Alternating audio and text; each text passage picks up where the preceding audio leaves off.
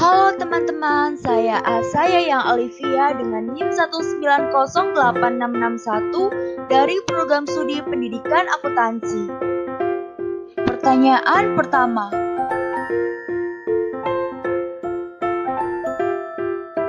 Program studi yang saya jalani sekarang yaitu Pendidikan Akuntansi. Mata kuliah Pendidikan Kewarganegaraan merupakan sumber nilai dan pedoman dalam pengembangan dan penyelenggaraan program studi guna mengantarkan mahasiswa memantapkan kepribadiannya sebagai manusia seutuhnya. Dengan adanya mata kuliah Pendidikan Kewarganegaraan, diharapkan dapat membawa perubahan pada perilaku saya agar menjadi warga negara yang baik. Pertanyaan kedua.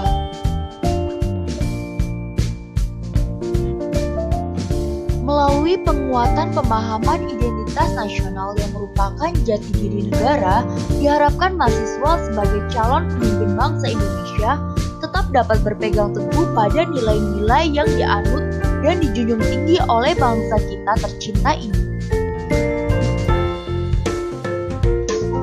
Pada era sekarang maupun yang akan datang, globalisasi akan semakin kuat di Indonesia. Agar tetap dapat eksis menghadapi globalisasi, maka sebagai calon pemimpin bangsa harus bisa meletakkan jati diri dan identitas nasional. Pertanyaan ketiga.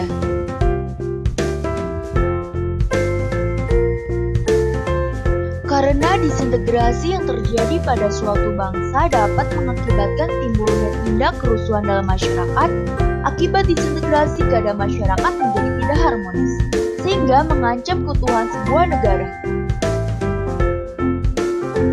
Oleh karena itulah, disintegrasi bangsa dapat menghambat proses terwujudnya persatuan dan kesatuan bangsa atau integrasi nasional.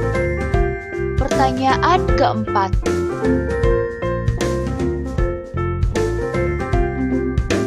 Secara historis, konstitusi dibutuhkan untuk membatasi kekuasaan dari penguasa atau raja yang di masa lalu cenderung bertindak sewenang-wenang.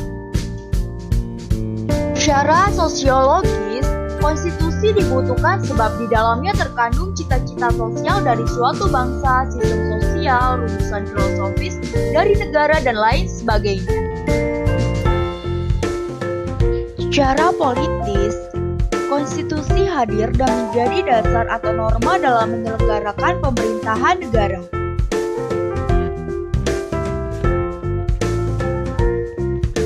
Pertanyaan kelima. Menurut saya, ketentuan HAM di Indonesia sudah diatur dan lengkap. Indikasinya dapat dilihat dari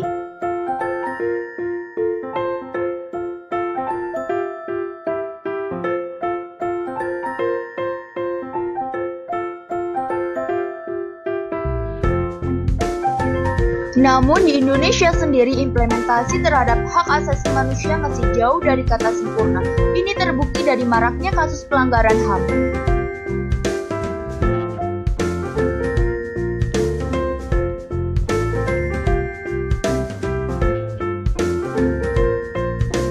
Pertanyaan ke-6. Yang pertama, saya akan mengimplementasikan nilai-nilai demokrasi itu sendiri pada diri saya, baik di lingkungan keluarga, masyarakat, dan lingkungan profesi saya. Lalu yang kedua, saya akan mensosialisasikan dengan memberikan pemahaman kepada masyarakat dan orang-orang di sekitar saya.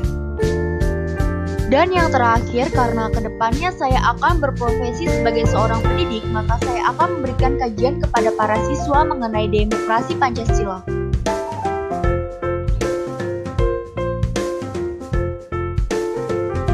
Pertanyaan ke-7. Pertama, kurangnya kesadaran masyarakat untuk bela negara serta melaksanakan hak dan kewajibannya sebagai warga negara. Kedua, adanya kapitalisme.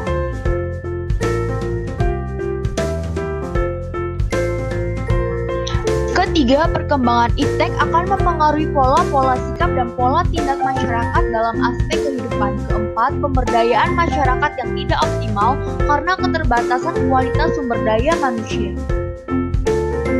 Pertanyaan ke-8.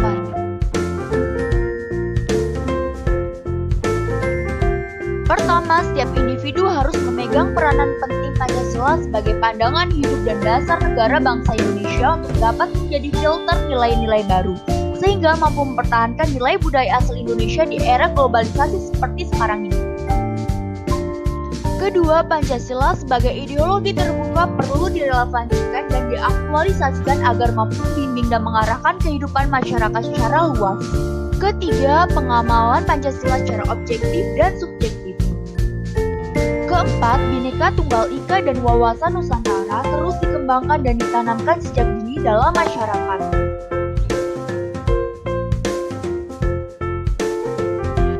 Terima kasih, salam Pancasila.